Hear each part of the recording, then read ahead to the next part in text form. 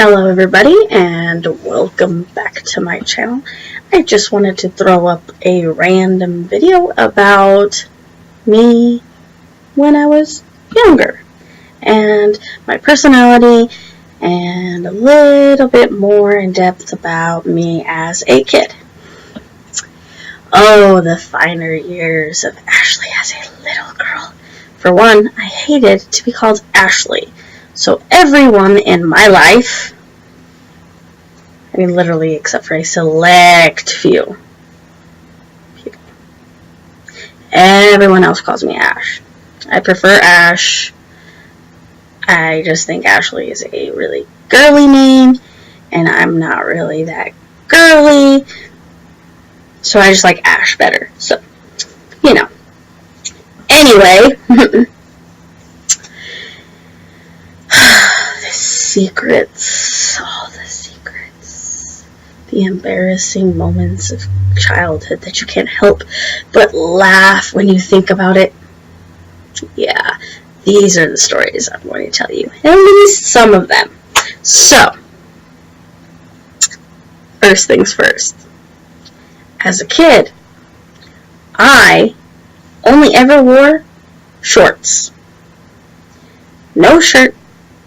No shoes,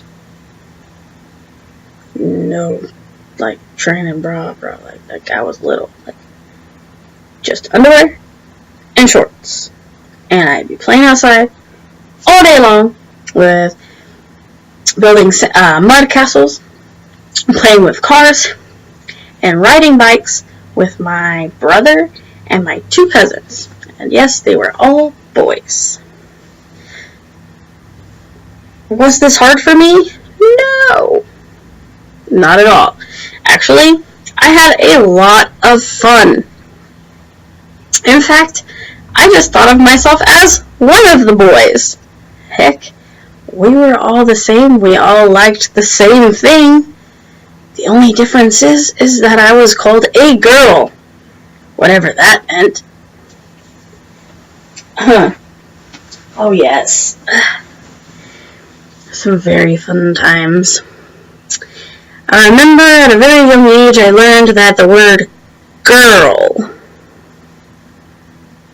that word, that oh so terrible, because you can't do it because you're a girl.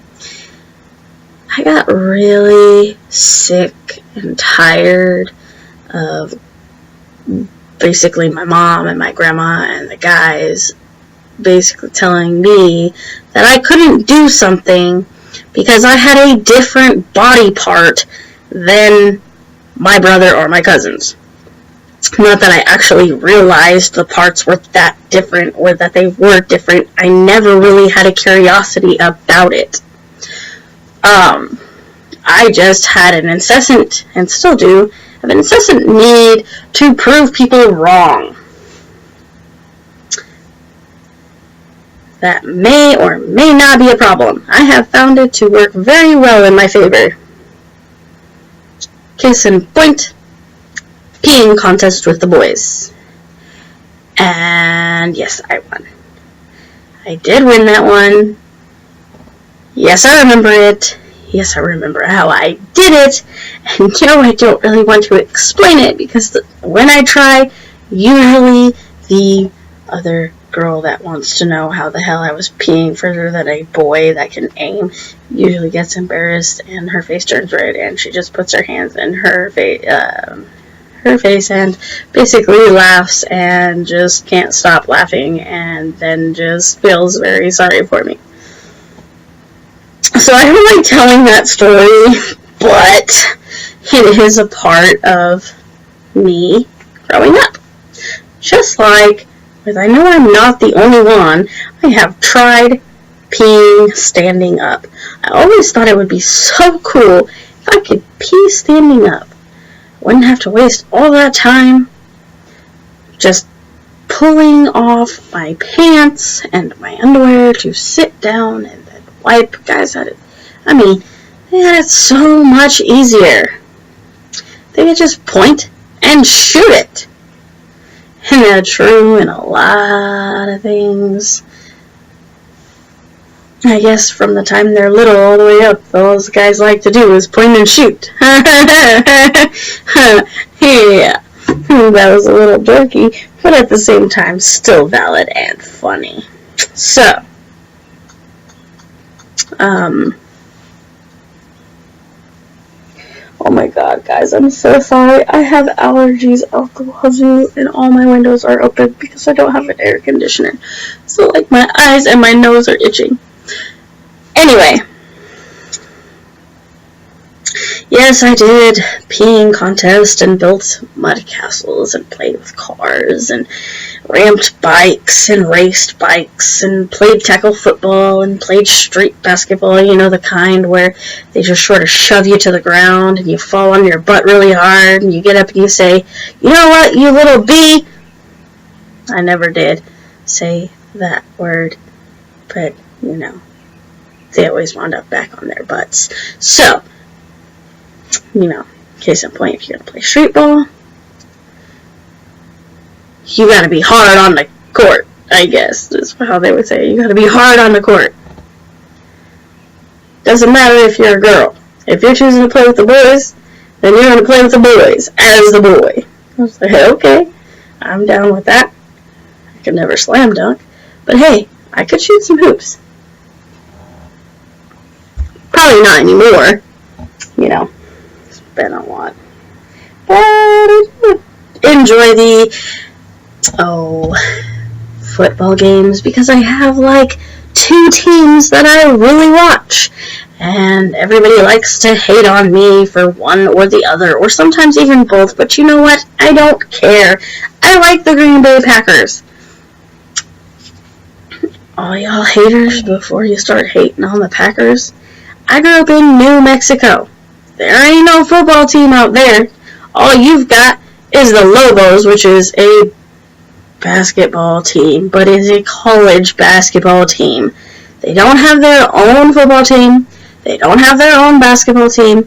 And my grandfather was the first man to introduce me to football, and his favorite teams in the 90s were the Green Bay Packers and the Raiders, because they were the 2 underdogs in the 90s, and my grandfather had a thing for the underdogs. My grandfather died when I was 12, and he was like my best friend. My grandfather was like fun all the time.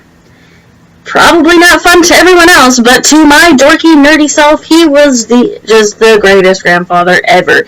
He smoked on his old grandpa pipe, kind of like Santa Claus, and he looked kind of like Santa Claus if Santa Claus wore a flannel. Anyway, he would sit in his chair and read a book while he hummed and smelled of pipe tobacco and Thin Mints. But back then I think they're basically just New York peppermint patties. Just, yeah. I still remember all that. I never really could read the books, but I just really liked watching him enjoy them. So therefore, I like the Green Bay Packers. And I have lived in Indiana for a while. Let's say too long. So, you know, I watched the Colts. Not so bad, you know. They could be better this year, but hey, I got really into football. This is just more like ranting about all the guy stuff that I like to do. Which is why I get told by everybody that in my current relationship, yes, with a man, yes, we are married,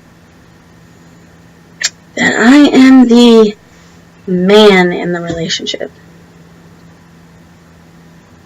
So I'm like, wait a second. I am with a man who clearly has a penis. I know, because I've seen it, obviously, enough times to have 4 children with him. So, And obviously I have the lady parts because I carried those and birthed those children. So, how could I be the guy in the relationship? Because the guy that I'm with, like most guys, is very childish and does not put his priorities first. Therefore, and honestly, this is exactly how it went, we both did agree that he makes terrible decisions and that I should take the lead on the financial decision part of the relationship, to make sure all the bills get paid and to know what we're going to have left over, what we can or cannot spend, to keep our budget in order and make sure that we have a roof over our head and all the, stuff's paid and everything that we need is good. So, not only that, it's because usually whenever I ask for something, like, I want to say, hey, can you run to the gas station, like 2 stoplights up in the van and get me a, Sprite every once in a great while, I guess I'm like the luckiest woman in the world. I mean, yeah, if the luckiest woman in the world, knew everything about herself, accepted herself 100% fully, was in a relationship where the 2 parts played a team and worked well together, and they had like a good family, and because I have I don't have any of that other than I keep my children. They're like the best thing that ever happened to me. So I do not regret anything, but this relationship's kind of like one of those ones that's just gonna, and not because of me, or maybe a little because of me, he started to be more of a jealous, vindictive, crazy person who only likes to name call, have attitudes, and be a jerk. And I basically had enough of it after 8 years and have just said, man, you know what? I really still am attracted to girls, and maybe I should pursue that because fuck this. Like, I literally said, fuck this. This dude is almost the same as the dudes that I grew up with. No, he does not drink, but he's just as mean as if he was drinking. No, he's not beating me with his hands or anything. He's just belittling me and name-calling and insulting my intelligence by talking to me as if I don't understand what the hell he's talking about. And also, not to remind you, or, I just gotta say, the degrading part comes from, basically, he's known this whole time I was bisexual. I told him very much so from the very start of the relationship, and apparently somewhere along the way he forgot, and when I started telling everybody else, I started to be more open with it. He now just basically talks to me in utter disgust. So, that being said, that on top of him trying to try to get with other women online, and talk to multiple women, tell them that I was basically dead, and I read this shit, like, for real. At the time he said I was dead, I was actually 5 months pregnant with his son, so he claimed his daughter and, his dog. Didn't hurt me that he didn't want to mention me or whatever. Hurt me that he didn't want to mention his son. Nonetheless, he was very young. He was 26. I was very young. I was only 20. I didn't know much about the world. I forgive him. We move on. Keeps happening. over and over and over and over. After that, with all the name calling, my dad changing from a psycho abuser to like the most gentle person ever, me trying to reconnect with him and rebuild a relationship with him, and then him passing away, and then my husband asking me to get abortions for children, that, you know, just a lot of stuff has happened. I just don't, I mean, like, literally the most recent thing is there is a court thing going on right now in our life, and in this court thing, they have basically violated a lot of things, and I am going to take action on it, and there will be a suit, if you know what I mean. And the only thing he talks about doing is taking basically